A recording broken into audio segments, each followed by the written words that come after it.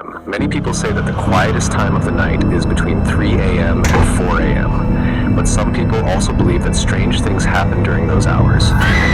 This story is about a young woman named Emily. She lived alone in an old apartment in the city. It was a normal place, an old building, a quiet street, and not many people around. For the first few weeks, everything was perfectly normal. Nothing strange happened. But one night, something happened that she would never forget. That night started like any other night. Emily went to bed and fell asleep in her room. Outside, a soft wind was blowing. The curtain near the window was moving slowly with the breeze. The ticking sound of the clock could be clearly heard in the silent room. Then suddenly, Emily's eyes opened. There was no loud noise. Nothing obvious had happened. She just woke up suddenly. She slowly turned her head and looked at the clock beside her bed. The time was 3:15 a.m. She took a deep breath and tried to go back to sleep. But after a few seconds, she felt something strange. It felt like someone was watching her. The feeling was so strong that she couldn't ignore it. Slowly, she turned her head and looked toward the corner of the room. The room was dark.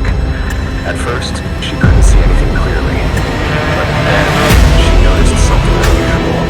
There was a dark shape standing in the corner of the room.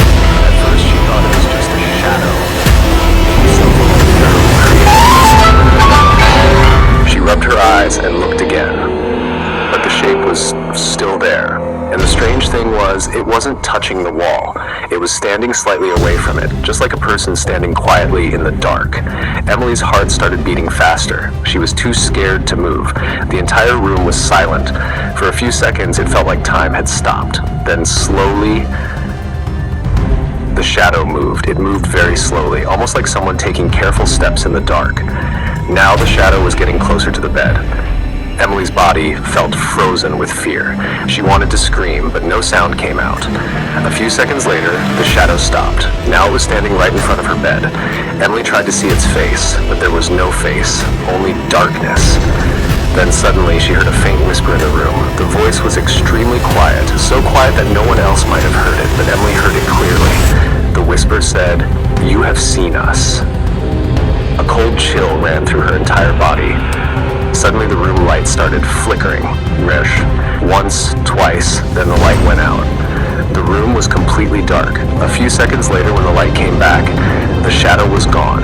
The room looked completely empty. Emily quickly got out of bed and turned on the lights. She checked the entire room.